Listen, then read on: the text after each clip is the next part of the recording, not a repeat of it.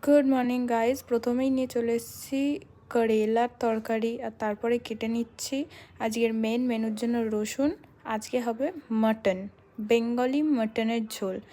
রবিবার আর mutton goes so well together. তো এখানে নিয়ে নিচ্ছি রসুন, গোটা গরম মশলা আর লঙ্কা, এটা থেতো করে নেবো। আর এখানে মাটনটা কষানো হয়ে গেছে, ওভারনাইট রাখা ছিল ম্যারিনেটে, সেটা কষানো হচ্ছে। আর ওদিকে হচ্ছে আলু সেম মশলা দিয়ে কষানো, আলাদা আলাদা করলে ইজি হবে রান্নাটা করার জন্য।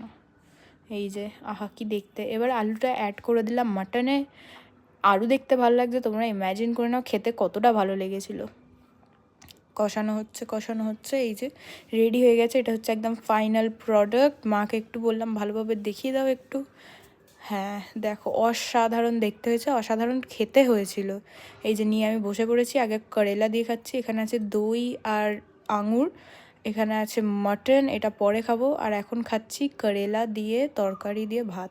সেদিন ছিল নিউজিল্যান্ড আর ইন্ডিয়ার ম্যাচ, খুবই হেকটিক চলছিল, ভয় লাগছিল, কারণ কি নিউজিল্যান্ডের মতন এত একটা ভালো টিমের সাথে ইন্ডিয়া, কিন্তু না, এই যে দেখে নিতে পারো আমরা ভালোই খেলেছি, আমরা সেদিন জিতে গেছি। এই যে, আর তারপরে জুলি শুরু করেছে সেলিব্রেশন ওর ইন্ডিয়া জেতার। Thank you.